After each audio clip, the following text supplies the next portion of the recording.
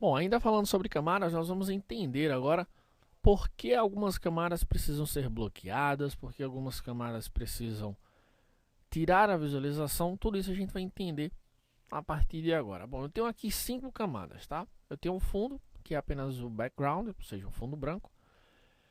Eu tenho a camada 2, que é o objeto cinza, observe. A camada 3, no caso, que é o segundo objeto, o vermelho. A camada 4 é o objeto verde e a camada 5 é o objeto azul. Bom, eu tenho aqui todos eles muito próximos, tá? Todos eles muito próximos. E eu preciso trabalhar com o cinza. Então, olha só. Se eu clicar aqui, eu vou selecionar o vermelho. Se eu clicar aqui, eu vou selecionar o azul. Se eu vier aqui, perceba que nem assim eu consigo selecionar o verde, porque ainda tem uma margenzinha para eu usar a inclinação e a rotação, na verdade, do objeto. Então, preciso vir bem no cantinho para conseguir selecionar o verde. Se o verde estivesse muito próximo e só tivesse essa área aparecendo, ia ficar complicado, ó. Eu já ia pegar no vermelho. Então, o que é que acontece?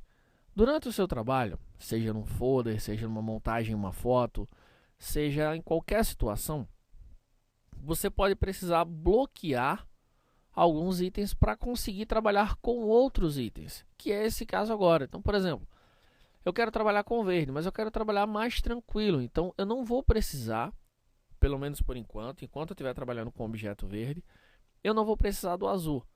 Então, eu posso selecionar essa camada, que é a camada dele, clicar aqui no cadeado,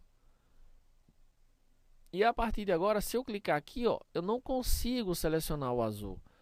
Eu não consigo manipular, eu já não consigo fazer absolutamente nada. Por quê? Porque eu bloqueei essa camada, justamente para que nada pudesse atingir aquela camada, nenhuma borracha, nenhuma seleção, nada. Bacana, fiz o que eu tinha de fazer aqui no verde, não vou precisar dele por enquanto, então vou bloquear a camada 4 também.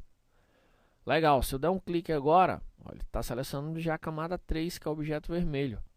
Se eu bloquear ela também, e eu der um clique aqui, ó, ele pegou a parte cinza. Olha que bacana e como isso facilita no trabalho.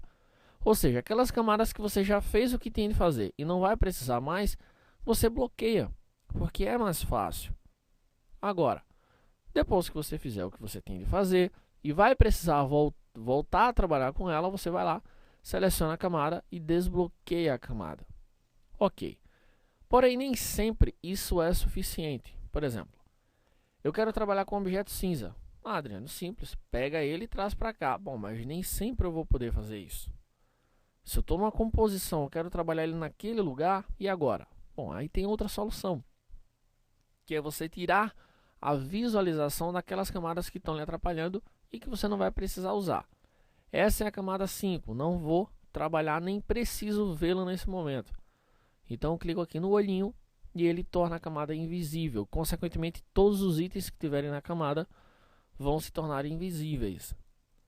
Vou fazer isso com essa e com essa também.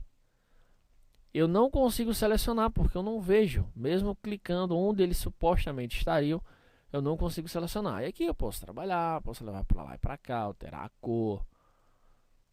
Deixa eu colocar um azul diferente. Posso diminuir o tamanho, posso fazer o que eu quiser. Ok? Depois eu vou lá e torno as camadas visíveis novamente. Se você clicar e sair arrastando, você coloca elas invisíveis ou visíveis mais rapidamente. E é assim que você consegue esse controle, ou seja, bloqueando e tirando a visibilidade de camadas que você não vai precisar naquele momento, para conseguir uma facilidade maior e trabalhar com mais detalhes em outras partes da sua composição.